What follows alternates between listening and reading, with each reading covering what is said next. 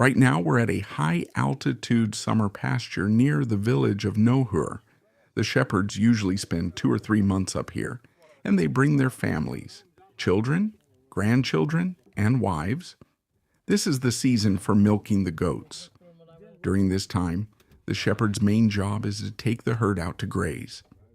In the morning, after the sheep and goats have eaten and drunk, they're brought back to the fold. And that's when the family steps in. The children, grandchildren, and wives help with the milking. The shepherd himself doesn't take part in that. His part is already done. He's fed the flock and brought them home. Now it's time for the others to help. You know, seeing this family teamwork reminds me of an old legend about unity. In the old days, enemies would often raid villages, but they never attacked just any village. They had a special sign. Imagine a village of 15 or 20 households. If every house had its own tandir, that's an oven where they bake bread. It meant each family lived for itself. Those villages were easy targets, but if the whole village shared just one tandir, that was a sign of unity. It meant the people were close. They worked together. They stood as one. Raiders knew, if you attack such a village, they will fight together. So they stayed away. That's how it was in the old days. Unity was the key to survival.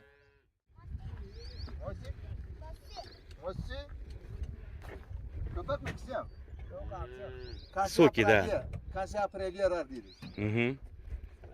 Мосик. Notice that these dogs are not kept on chains, ropes, or in enclosures. They have absolutely endless open spaces. I also want to add something. Shepherd dogs have a completely different mindset. Their thinking is much broader compared to any dog kept in kennels. Different situations and challenges shape something in them.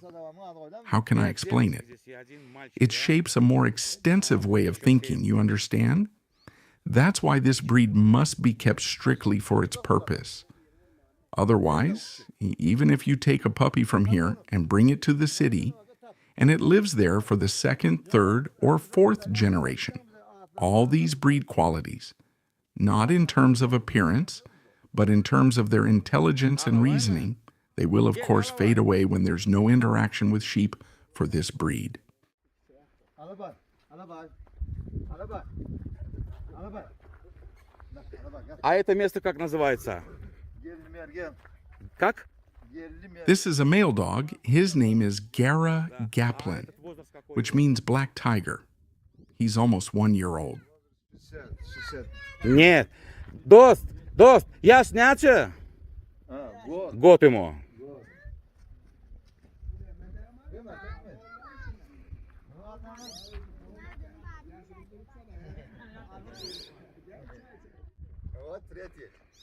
Как он сказал? Notice this puppy. His name is Garaguz, which means black eye. He already has very good breed lines in his head, and his ears are set correctly. He's going to be quite large, but large within the breed. When I say large dog, keep in mind, it's within the breed. It's not the gigantism you see on the internet, on various channels. Large within the breed. The parents of these puppies have gone off with the livestock. And these 3 puppies here, they're from the same litter. 2 males and 1 female. А, 2 кобеля, 1 сука. Ага, все. Юр, что, заберем их с собой?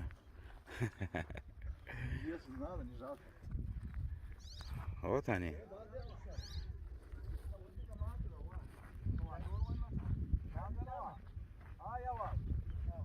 Так, ему год Alabai.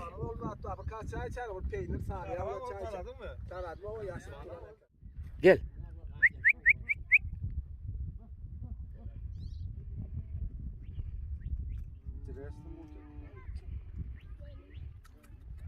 Такой, да? Watch this. The guy is going to lift the puppy by the scruff and shake him gently. This is an old shepherd's way of testing a dog's tolerance to pain. If he lifts him by the scruff, shakes him a little, and the puppy stays silent, that means he's patient. It means he's not afraid of pain. But if the puppy starts yelping or whining, then shepherds lose interest in such dogs. They don't place much hope in them anymore.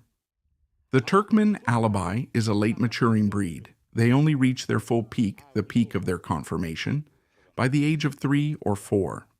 Even the head of this breed doesn't stop developing until around 3 or 4 years old. That's why at 1 or 2 years old, these dogs can seem plain, narrow, thin, and so on. Alabai. Ulan adamlardan kaçar ya.